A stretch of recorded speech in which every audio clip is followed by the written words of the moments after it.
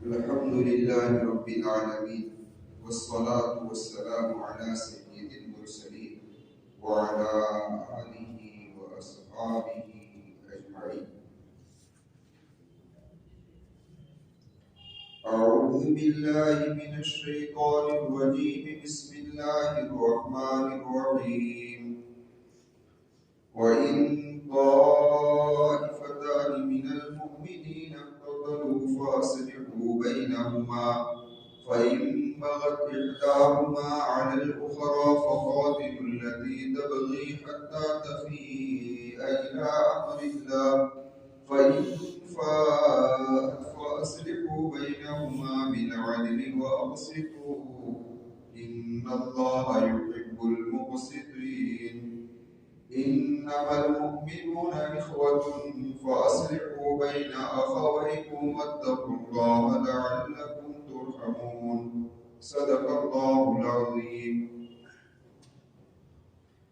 معزز سامعین کرام اور پردہ نشین خواتین، ان آیات کریمہ کے ضمن کے اندر ہماری بات یہ چل رہی ہے کہ اللہ تبارک و تعالیٰ کے نزدیک بھی اور نبی کریم صلی اللہ علیہ وسلم کی سنتوں سے اور آپ کی احادیثوں سے یہ پتہ چلتا ہے کہ آپس کا جھگڑا یہ ناپسندیدہ چیز ہے.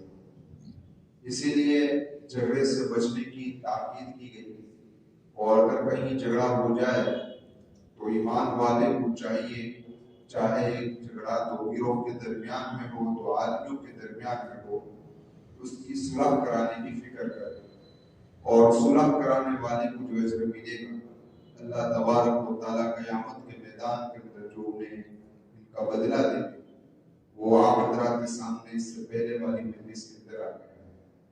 آج کی اس مجلس کے اندر مجھے یہ بات عرض کرنی ہے کہ جھگڑے جو ہو رہے ہیں تو یہ جھگڑے کا سد باب کیا ہے، یعنی دروازہ کیسے بند ہے، تو اس کے متعلق کچھ بات عرض کرنی ہے. اللہ تبارک و تعالیٰ بات کہنے کی توفیق عطا فرمائے اور ہم تمام کو اس پر عمل کرنے کی توفیق عطا فرمائے. دیکھیے، ایمان والوں کا آپس کا اختلاف کیسے دور ہو، ایمان والوں میں آپس کے اندر محبت کیسے پیدا ہو. نبی کریم صلی اللہ علیہ وسلم کی ہدایات ہے، اس سے رہنمائی ضرور بھی ملتی ہے. نبی کریم صلی اللہ علیہ وسلم کی تعلیم پر عمل کرے انسان تو انشاءاللہ اللہ کی ذات سے قوی امید ہے کہ جھگڑے اور فساد ختم ہو جائے. آقا مکی و مدنی محمد رسول اللہ صلی اللہ علیہ وسلم کی احادیث کی طرف جانے سے پہلے میں آپ کے سامنے ایک بات عرض کرنا چاہتا ہوں کہ جھگڑے کے ختم کرنے کے لیے کچھ شرائط ہیں. ان شرطوں پر اگر عمل کر لیا جائے تو اللہ کے نیک ولی یہ فرماتے ہیں کہ اللہ کی ذات سے قوی امید ہے کہ انشاءاللہ جھگڑے ختم ہو جائیں گے.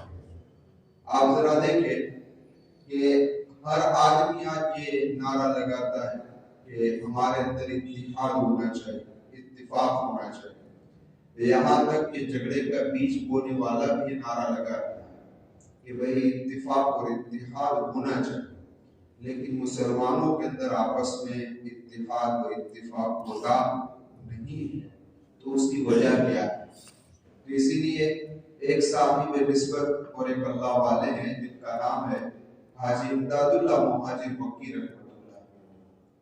اللہ والے نے حاجی صاحب رحمۃ اللہ علیہ نے اس مرد کی دکھتی رگ جس کو کہتے ہیں جو اس پر ہاتھ رکھ کر اس بیماری کی تشخیص، اور اللہ والے وہ ہوتے ہیں کہ ان کے دلوں پر اللہ تبارک و تعالیٰ ان بیماریوں کا علاج بھی انفا کرتے ہیں، ڈالتے ہیں جس سے یہ مسئلہ کیا ہو جائے، حل ہو جائے. حاجی صاحب رحمۃ اللہ علیہ کوئی مکمل عالم نہیں تھے، باقاعدہ عالم نہیں تھے، کسی مدرسے سے آپ کی سند نہیں تھی، صرف قافیہ قدوری تک کی کتابیں پڑھی ہوئی تھی، یعنی عربی کے 3 سالوں تک کی جو کتابیں ہوتی وہ پڑھی.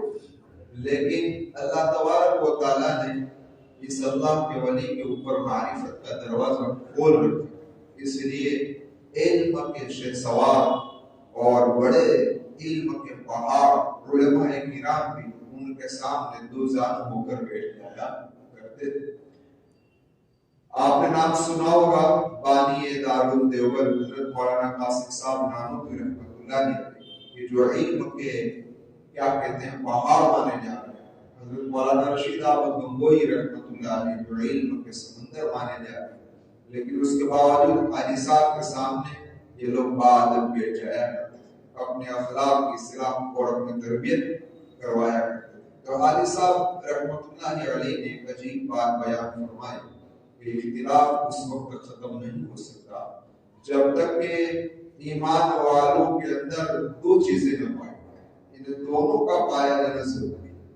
دونوں میں سے ایک ہوگی اور ایک نہیں ہوگی تب بھی اتفاق ہوگا نہیں، تب بھی محبت پیدا ہوگی، چاہے یہ گھر کا مسئلہ ہو، محلے کا مسئلہ ہو، قوم کا مسئلہ ہو، برادری کا ہو، کوئی بھی ہو، یہ دو چیزوں کا ہونا ضروری ہے۔ اور کون سی دو چیز؟ تو فرمایا پہلی چیز توازن اور دوسری چیز اطاعت، یہ دو چیزوں کا ہونا ضروری ہے۔ جب یہ دو چیزیں پیدا ہو جائے گی تو انشاءاللہ محبتیں پیدا ہو جائے گی۔ توازن کسے کہتے ہیں اس کو سمجھ لیجیے۔ توازن کہا جاتا ہے کہ انسان اپنے آپ کو بے حقیقت سمجھے کہ میری کوئی حقیقت ہے، میں ایک اللہ کا بندہ ہوں، اللہ کی جو احکامات مجھ پر آتے ہیں میں اس پر عمل کر رہا ہوں، میرا کسی پر کوئی حق نہیں ہے کہ کوئی میری عزت کرے، کوئی مجھے مقام دے، کوئی مجھے مرتبہ دے، کوئی میری کیا کہتے خاطر تواضع کرے، ساری چیزیں اس کے اندر نہ ہو، بس اپنے آپ کو مٹا دے، اپنے آپ کو کیا کر دے بھائی، اس کا نام ہے تواضع۔ اور اس کی جو ضد ہے وہ تکبر کیا ہے کہ انسان اپنے آپ کو بڑا سمجھے کہ یہ تو میرا حق تھا، مجھے ملنا چاہیے تھا، اس نے میرا اکرام کیوں نہیں کیا، میں تو بڑا عالم، بڑا علامہ ہوں، میرے مقام کا اس کو خیال رکھنا چاہیے تھا، اس نے میرے مقام کا کیوں خیال نہیں رکھا۔ آدمی کے اندر کیا آ جاتا ہے؟ تکبر۔ تو جہاں تکبر آتا ہے وہاں کبھی تواضع آ سکتی نہیں، اس لیے اپنے آپ کو کیا کرنا پڑے گا بھائی۔ آپ ایک بات سمجھ لیجیے کہ توقعات جو ہے انسان امیدیں چھوڑ دے، کس سے؟ کسی بھی بندے سے کوئی امید نہ رکھے، کسی سی بندے سے کوئی امید نہ رکھے، توقع آدمی چھوڑ دے۔ بھائی میں اگر آپ سے کوئی توقع اور امید رکھوں گا اور یہ امید اگر پوری نہیں ہوگی تو پھر مجھے کیا آئے گا بھائی؟ یہ امید اگر پوری نہیں ہوگی تو میرے دل کے اندر آپ کے بارے میں کیا شکوہ ہے کہ دیکھو بھائی فلاں آدمی نے میرا خیال نہیں رکھا ہے۔ یعنی کہنے کا مقصد کہ آدمی کسی سے توقع اور امید نہ رکھے، نہ عزت کی، نہ دولت کی، نہ کسی اور چیز کی، کوئی بھی توقع نہ رکھے۔ آپ دیکھیں آدمی کسی دشمن سے کوئی توقع رکھتا ہے؟ کوئی نہیں رکھتا۔ دشمن سے کوئی آدمی امید نہیں رکھتا، اس لیے دشمن کی طرف سے اس کو اچھی چیز کے ملنے کی امید ہی نہیں ہے، اور وہاں سے تو اس کو بری چیز ہی ملنے کی ہے امید، بری چیز ہی ملا کرتی ہے۔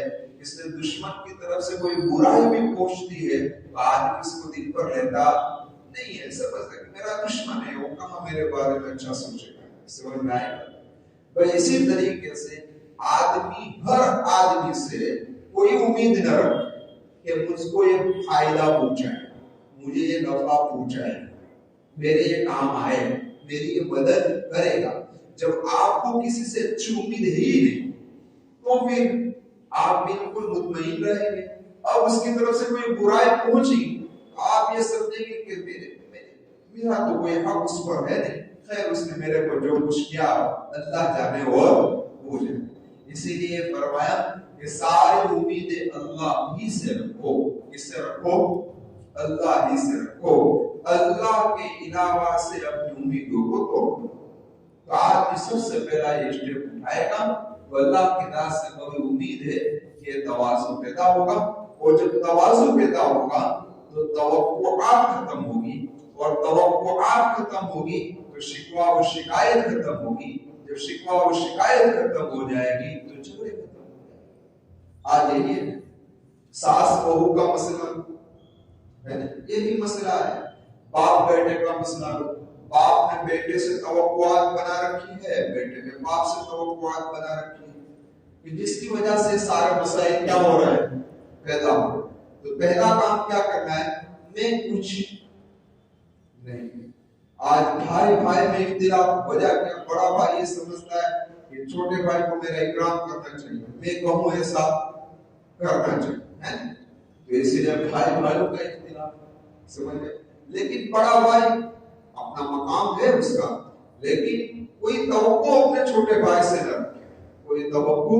तो अगर वो तवक्को के खिलाफ कोई छोटा भाई काम करेगा तो उसके दिल के अंदर कुछ होगा, समझ में आएगा। तो सबसे पहला काम क्या करना है भाई, तवाज़ु। अब देखो उसके बाद दूसरा जो काम है, हारिसा रहमतुल्लाह अलैह फरमाते हैं, वो है ईथार। क्या है ईथार? ईथार किसे कहते हैं?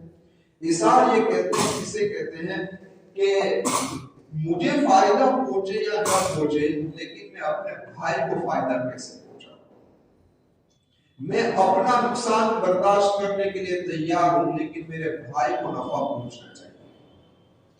मुझे राहत मिले या ना मिले, लेकिन मैं कोशिश ये करूंगा कि मेरे भाई को राहत पहुंचे।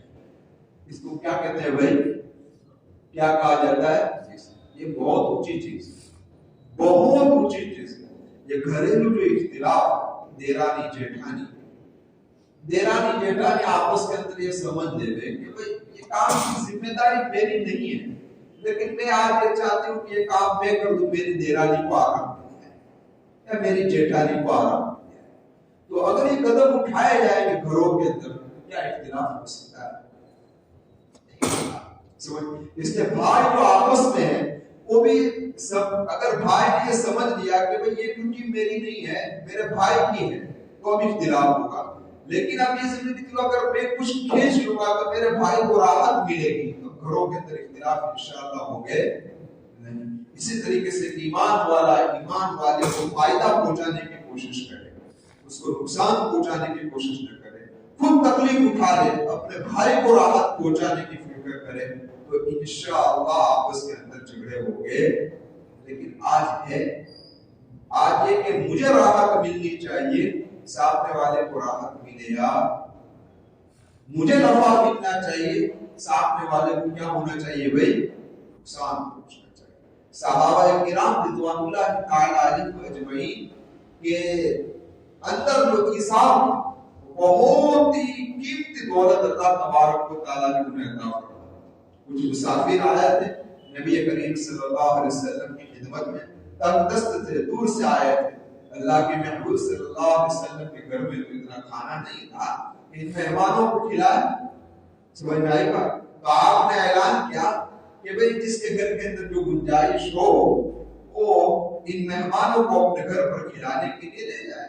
वाकया मशहूर है। तो एक अंसारी साहब उठे और एक मुसाफिर को अपने साथ ले लिया कि आप मेरे साथ चलिए और मेरे घर पर खाना खा लीजिए।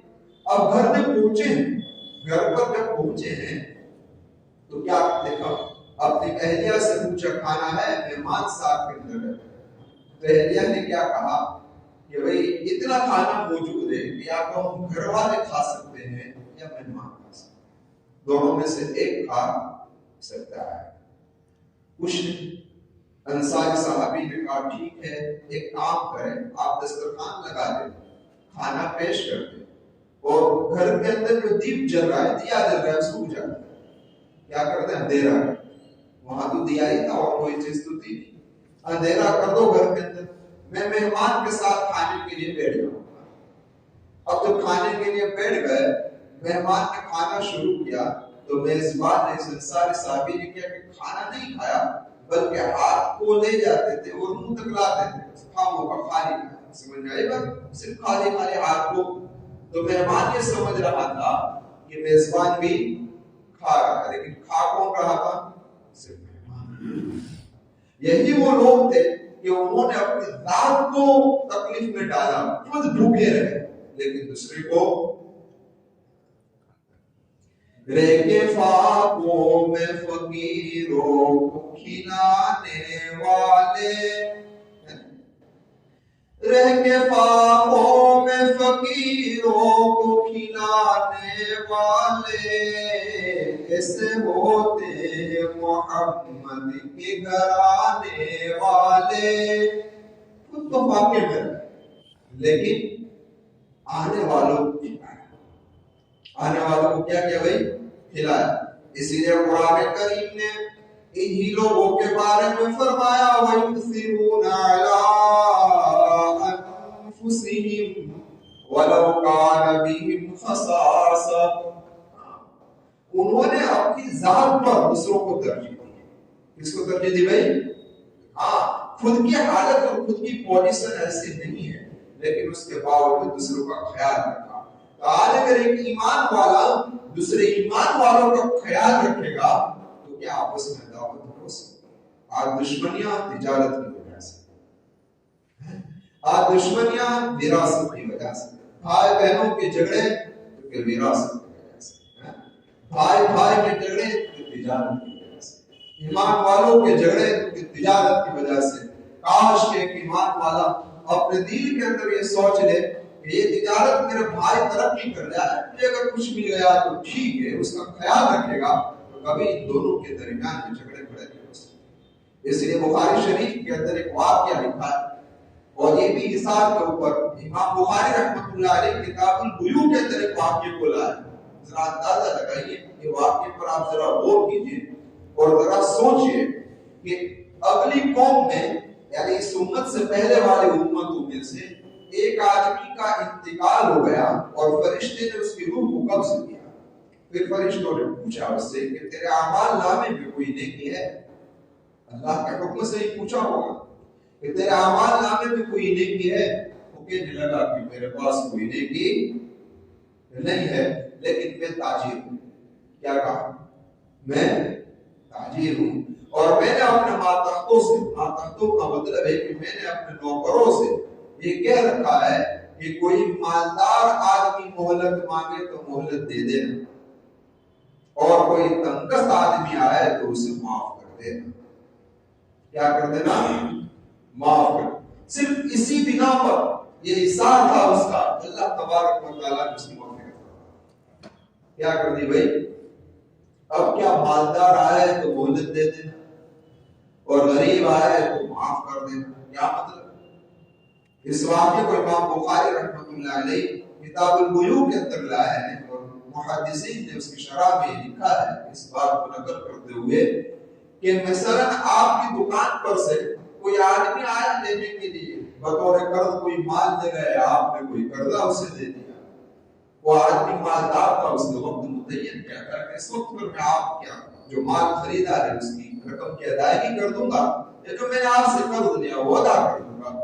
لیکن اس نے دیکھا کہ ابھی میرے پاس کوئی گنجائش ہے, میرے پاس کوئی گنجائش نہیں ہے, تو اس آدمی نے اپنے نوکروں سے کہا کہ اگر کوئی مالدار مہلت مانگے تو مہلت دے دینا, کہ ڈیٹ پوری ہو گئی دینے ہی پڑے گے, ایسی ضد مت کر, ایسی ضد مت کر. اللہ نے تجھے دیا ہے تو تو اسے مہلت دے, مالدار کو مہلت دینے کی بات. اور اگر کوئی غریب آئے اور لگ رہا ہے کہ غریب ہے, اس کی خستہ حال ہے, تو اس کو معاف کر دینا کہ جا تجھے معاف کر دیا, تو یہ قرضہ مجھے چاہیے نہیں. تو اللہ تبارک و تعالیٰ نے اس عمل کو کیا کر دی گئی, کوئی نہیں, یہ نرم, یہ ایثار اپنے کیا کہ اپنا مالی نقصان برداشت کیا لیکن دوسری کو راحت پہنچائی. اللہ کو یہ عمل بہت پسند, بہت پسند. اس لیے آج یہ بخاری شریف میں اور ترمذی شریف میں جو روایات تجارت کے بارے میں اس پر ذرا غور کریں تو ہمیں بھی احساس ہوگا کہ اس سے پہلے والے یعنی ہم سے پہلے صحابہ کرام رضوان اللہ تعالیٰ علیہم اجمعین کے ذریعے جو دین پھیلا ہے, اس وقت کوئی مدرسے تو نہیں, دعوت و تبلیغ کی محنتیں تو نہیں, تاجروں کے ذریعے سے پھیلا. اسلام جو پھیلا کس کے ذریعے سے پھیلا؟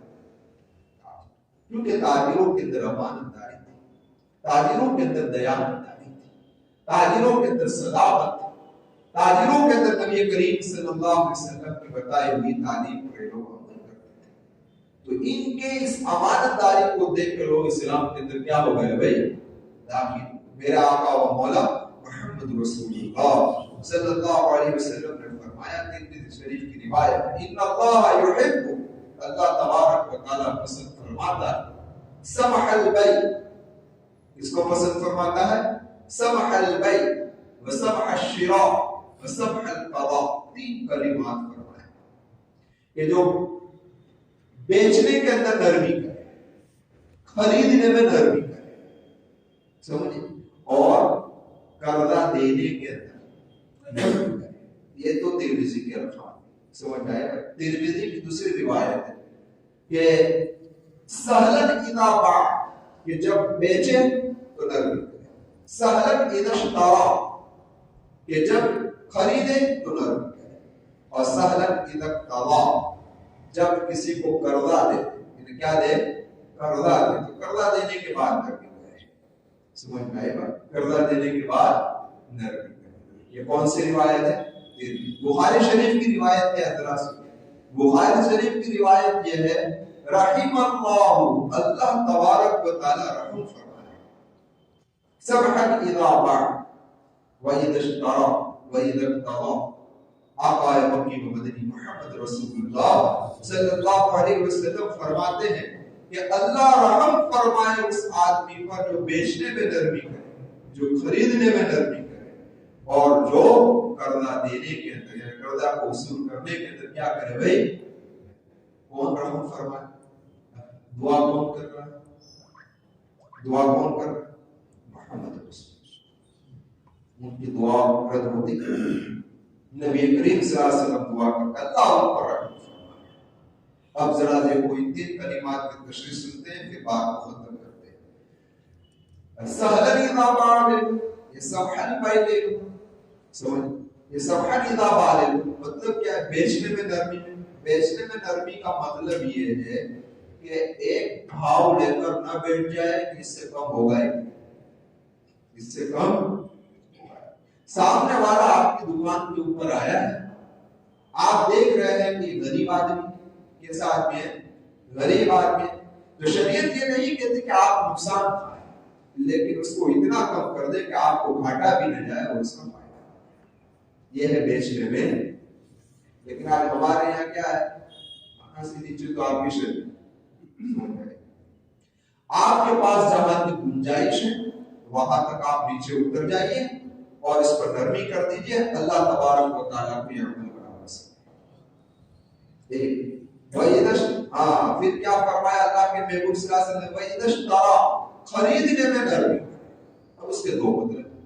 ایک مطلب تو یہ ہے خریدنے میں نرمی کا کہ آپ کسی غریب آدمی کی دکان پر خریدنے کے لیے گئے، آپ صاحب مال ہیں اور اللہ تبارک و تعالیٰ نے آپ کو دیا ہے، اسی قیمت سے کچھ زیادہ ہے، اس کی قیمت سے کچھ کیا ہے. ایک دوسرا مطلب کیا ہے؟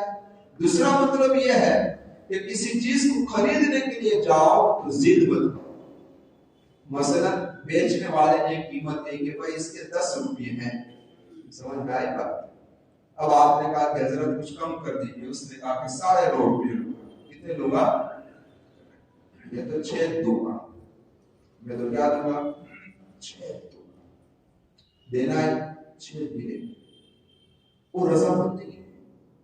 کبھی تو ایسا ہوتا ہے کہ بیچنے والا اتنی سختی کرتا ہے کہ چیز ہاتھ میں لے لیتا ہے، پیسے پھر کے چلا دیتا ہے. آپ نے دیکھا ہوگا، آپ نے دیکھا ہوگا. اس سے رضامند نہیں ہے. اور اسی کو آدمی آج کمال سمجھتا ہے اور یہ سمجھتا ہے کہ میں مال کو کس کس کے لینے کے اندر ماہر ہوں. اس سے اللہ راضی نہیں. ہاں آپ کو اختیار ہے، آپ کم کرا سکتے ہیں، لیکن اتنا کم کرائیے کہ سامنے والا بھی تو برداشت کر سکے. سامنے والا بھی برداشت کر سکے. ہاں اس نے کم کرایا، کم کر دیا، آپ کو نہیں ابھی لینا ہے، آپ ہٹ جائیں، لیکن ضد کر کر اتنا کم نہ کرائیے کہ وہ دل کی ناراضگی سے آپ کو کوئی چیز بیچے. تو شیخ الاسلام حضرت مفتی تقی صاحب زید مجدو فرماتے ہیں کہ یہ چیز اس کے لیے حرام ہے. کیا ہے؟ حرام. مثلا آپ فروٹ لینے کے لیے گئے، 40 روپے کلو سیب تھا، آپ نے کہا 25 روپے اور 25 दे के चले हो, 25 में रजामंद है नहीं, लेकिन आप फेंक कर चले आए, फेंक कर चले आए। पहली बात तो ये सोचो कि उसका दिल नाराज हुआ, लिहाजा आपके लिए सेब खराब हो गया। क्या हो गया? उसके दिल की खुशी से उसने आपको दिया नहीं। दूसरी बात जरा ये भी सोचो कि आप जिस फ्रूट को कीमत कम करा कर ले जा रहे हो, उस फ्रूट के अंदर मिठास डालने वाला अल्लाह है। कौन है? अल्लाह। जिस अल्लाह, हो सकता है कि आप किसी व्यापारी के दिल को खुश कर दो, किसी गरीब के दिल को खुश कर दो, और हकीकत के अंदर वो फ्रूट फीका हो, तो अल्लाह उसमें मिठास डाल देगा। और हकीकत में मिठास होगी तो तुम्हारे इस अमल से अल्लाह उस मिठास को छीन भी सकता है, और इस फ्रूट से जो फायदा आपको पहुंचना चाहिए वो पहुंचेगा। ये तो मैं फ्रूट की मिसाल दे रहा हूं, हर चीज के अंदर। यानी आज जब कोई चीज खरीदे तो सामने वाले की दिल की खुशी से, भाई तू रजामंद है ना, तो वरना। अब आइए आखिरी कलिमा, फिर बात को खत्म करते हैं। मेरा आका व मौला मुहम्मद रसूलुल्लाह सल्लल्लाहु अलैहि वसल्लम ने फरमाया, इदक तवा, ये तिरमिजी की भी रिवायत है और बुखारी की भी है, लेकिन तिरमिजी का एक लफ्ज ये है कि समहल का, अब दोनों मतलब अलग अलग होते हैं। अगर समहल करा लेते हैं तो मतलब ये है कि क्या कहते हैं कि हाँ, कर्ज देने के अंदर, यानी कर्ज को अदा करने में नरमी, कर्ज को अदा करने में नरमी कर, वक्त पर कर्जा पहुंचा दे। आपने किसी से कर्ज लिया है, वक्त हो चुका है, तो उसका कर्ज क्या कर दो, आप अदा कर दो। एक मतलब। दूसरा मतलब क्या है?